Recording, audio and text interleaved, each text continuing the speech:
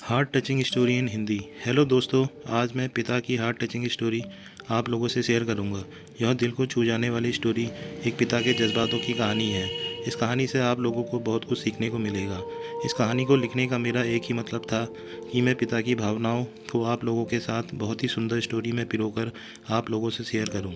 आपने माँ के बारे में तो बहुत सुना होगा, बहुत जगह पढ़ा भी होगा। माँ के लिए अच्छी अच्छी हिंदी कहानियाँ लिखी गई हैं, लेकिन पिता के बारे में बहुत कम ही लिखा गया है।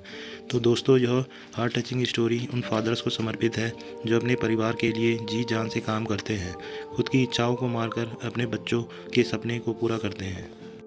यह स्टोरी शुरू होती है जब मैं घर से गुस्से में बड़बड़ाते हुए निकल आया था और बस स्टैंड की तरफ आगे बढ़ने लगा। मैं मन ही मन बड़बड़ा रहा था, पता नहीं कितने पैसे छुपा के रखे हैं, लेकिन मेरे लिए एक बाइक नहीं ले सकते। अब मैं यहाँ से चला जाऊँगा और तब तक वापस नहीं आऊँगा जब तक मैं खुद के पैसों से बाइक नहीं खरीद लेता। इतना सोच ही रहा था, तभी मेरे पैर में मुझे कुछ चुभने का एहसास हुआ। नीचे देखा तो समझ आया कि जल्दीबाजी में पापा के जूते पहन आया हूँ। उन जूतों में कील उभरी हुई थी जो मेरे पैर में बार बार घाव दिए जा रही थी। लेकिन उस समय गुस्सा अधिक था, तो मैं बड़बड़ाते हुए आगे बढ़ गया। एकाएक मुझे याद आया कि मैं पापा का पर्स भी साथ ले आया हूँ। मेरे खुराफाती दिमाग में एक ख्याल आया, क्यों ना आज पापा का पर्स चेक किया जाए, जिसे आज तक उन्होंने किसी को हाथ तक नहीं लगाने दिया था।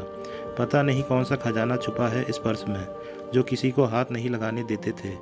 तब मैंने पापा का वह पुराना पर्स खोलकर देखा तो उसमें पैसे तो नहीं मिले, लेकिन पैसों की जगह पर एक डायरी रखी हुई थी। तब मैंने सोचा, ओह, तो यह खजाना छुपा रखा है। मैं समझ रहा था कि यह पापा ने लिखा होगा कि किस से कितने पैसे लेने हैं और किसको कितने पैसे दिए हैं, लेकिन मैं गलत था। जब मैंने उस छोटी सी डायरी का पहला पेज खोलकर देखा तो वहाँ पर जो लिखा था वह थोड़ा सीरियस कर देने वाला था। डायरी में जो लिखा था उसे पढ़ने के बाद मेरे चेहरे पर जो एक्सप्रेशन थे वह गायब हो चुके थे, क्योंकि डायरी में वैसा कुछ नहीं था जैसा मैं सोच रहा था। वहाँ पर उन पैसों का हिसाब लिखा हुआ था जो अलग अलग कामों के लिए अलग अलग लोगों से उधार लिए गए थे। उस लिस्ट में कंप्यूटर के नाम पर भी पैसे लिए गए थे। कुछ यूँ लिखा था, 50,000 बेटे के कंप्यूटर के लिए। यह वही कंप्यूटर था जिसे मैं आज तक यूज़ कर रहा हूँ, लेकिन मुझे यह पता नहीं था उस कंप्यूटर को खरीदने के लिए पैसे कहाँ से आए थे।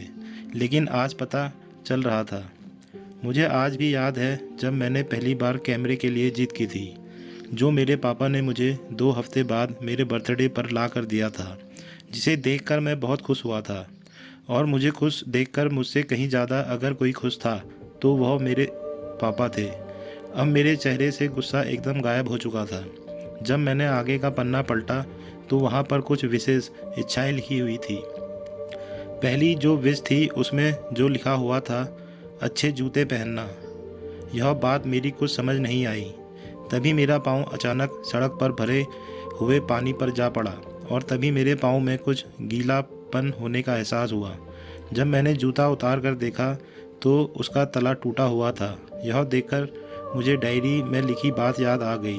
तभी मुझे माँ पापा की कही बातें भी याद आ रही थी कि कैसे माँ जब कहा करती थी पापा से, अब तो जूते पुराने हो गए हैं, नए ले लीजिए, तो पापा अक्सर यह कहकर टाल दिया करते थे, जूते अभी और चलेंगे, अभी कुछ दिन पहले तो लिए थे।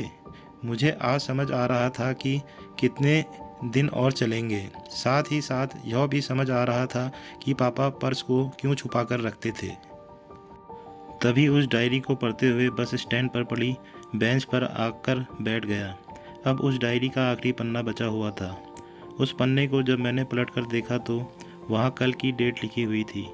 तारीख के नीचे लिखा हुआ था 50,000 रुपये बाइक के लिए। बस इतना पढ़ा और दिमाग सन्न रह गया। अब मेरे मन में कोई शिकवा गिला नहीं बचा था, बस मेरी आंखों से आंसू चले जा रहे थे। मुझे आज तक नहीं पता तब मैं क्यों रोए जा रहा था। अब मैं जल्दी से घर की तरफ भागा, लेकिन जूतों की वह कील पाँव में अब तक घाव बनाने में कामयाब हो चुकी थी। मैंने जूते को रास्ते में ही निकाल कर फेंक दिया और भागते लड़खड़ाते हुए घर जा पहुंचा। लेकिन पापा घर पर नहीं थे। मैं समझ गया वो कहाँ थे।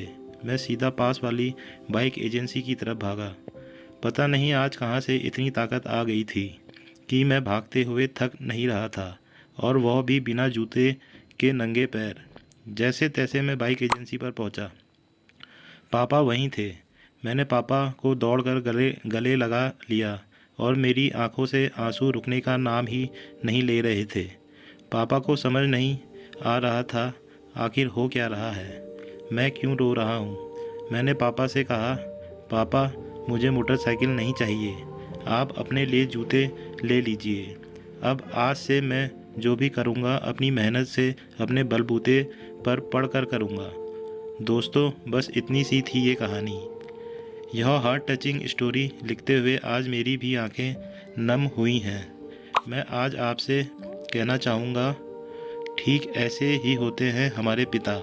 हम अक्सर देखते हैं कि हम अपनी माँ से हर बात शेयर करते हैं और माँ भी इसके बदले में हमें बहुत प्यार देती है। लेकिन एक शख्स ऐसा भी होता है जो हमें छुपकर प्यार करता है।